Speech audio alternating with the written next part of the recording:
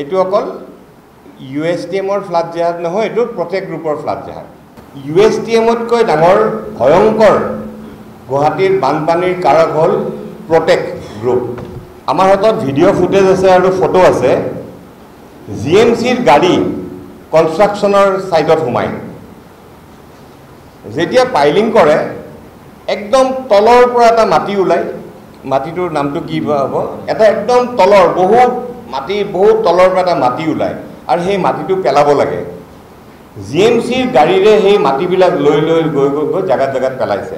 তাৰমানে প্ৰত্যেক গ্ৰুপটো ইমান প্ৰভাৱশালী যে GMCৰ গাড়ী ব্যৱহাৰ কৰিছে, তেওঁলোকে কৰিছে। মাৰ্বল লগাই 25 ফুট ডাঙৰ ৰাস্তা, মানে গেটৰ এণ্ট্ৰেঞ্চটো নালা ব্লক কৰি মাৰ্বল লগাই ফিক্স কৰি দিছে।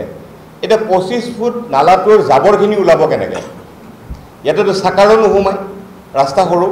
এইটো চাওক আৰু ভয়ংকৰ, এইটো আৰু ভয়ংকৰ। বিল্ডিঙৰ পানীটো নালাত নপৰে, ছাইডত পৰি আছে আৰু ফুটপাথ বন্ধ, ফুটপাথ খোলা।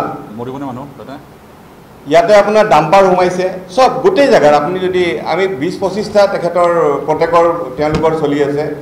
আপুনি যদি পাঞ্জাবাৰী যায়, পাঞ্জাবাৰীৰ বিল্ডিংটো যিটো আছে তাৰে সন্মুখত আপোনাৰ দেখিব এক কঁকাল পানী, বোকা পানী। জনকপুৰত যাওক, তাতো একেই অৱস্থা, চবতে। আপোনাৰ এটা পেপাৰ কাটিং দেখাই দিওঁ। মন্ত্ৰী পুত্ৰৰ এপাৰ্টমেণ্টত নিৰ্মাণৰ পণবন্দী, জনকপুৰ ভগদত্তপুৰ ৰাইজ। মানুহ ফ্লেটৰ সন্মুখত ধৰ্ণা দিবলৈ আহিব লগা হ'ল। আজি জনকপুৰবাসীয়ে স্থানীয় বিধায়ক অতুল বৰা ডাঙৰীয়াক লগ কৰিলে। অতুল বৰা ডাঙৰীয়াক লগ কৰিলে 26/6/2024 প্ৰত্যেকৰ কথা কৈ। অতুল বৰা ডাঙৰীয়াই এটা নোট লিখি দিলে, মাননীয় মুখ্যমন্ত্ৰী মহোদয় অসম, ৰাইজৰ আবেদন পঢ়ি চালে সুখী হ'ম। ৰাইজৰ অভিযোগ মন্ত্ৰী অশোক সিংঘালৰ এই পুত্ৰই সৰ্বনাশ কৰিছে অঞ্চলটোৰ 10-12 তলা বিল্ডিং বনাই স্থানীয় ৰাইজক বহুত অশান্তিত পেলাইছে।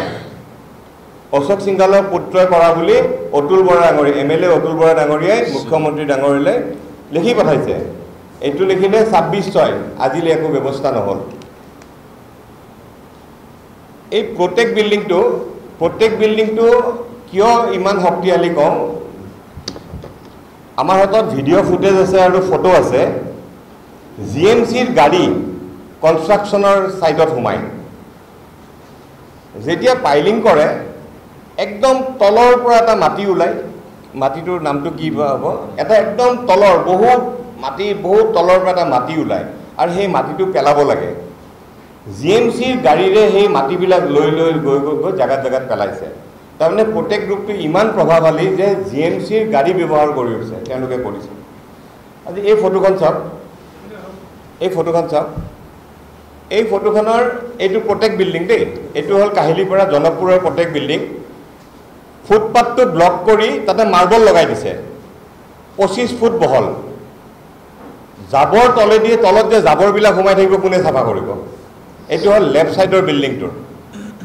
মাৰ্বল লগাই দিছে, ফুটপাথৰ ওপৰেদি মানুহ খোজকাঢ়ি যাব নোৱাৰে। এতিয়া তাতে আপোনাৰ এক কঁকাল পানী। এইটো হ'ল ৰাইট ছাইডৰ বিল্ডিংটো।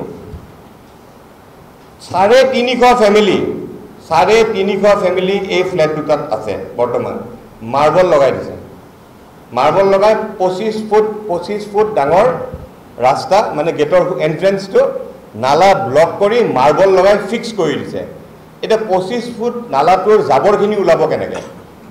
ইয়াতেতো চাকাৰো নোসোমায়, ৰাস্তা সৰু।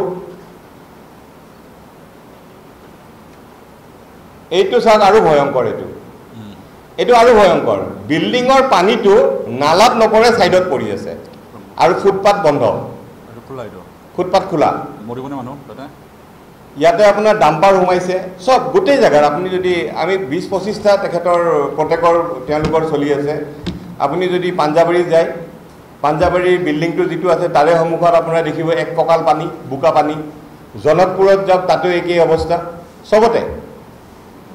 এইটো হ'ল GMCৰ জাবৰ নিবলৈ আহে,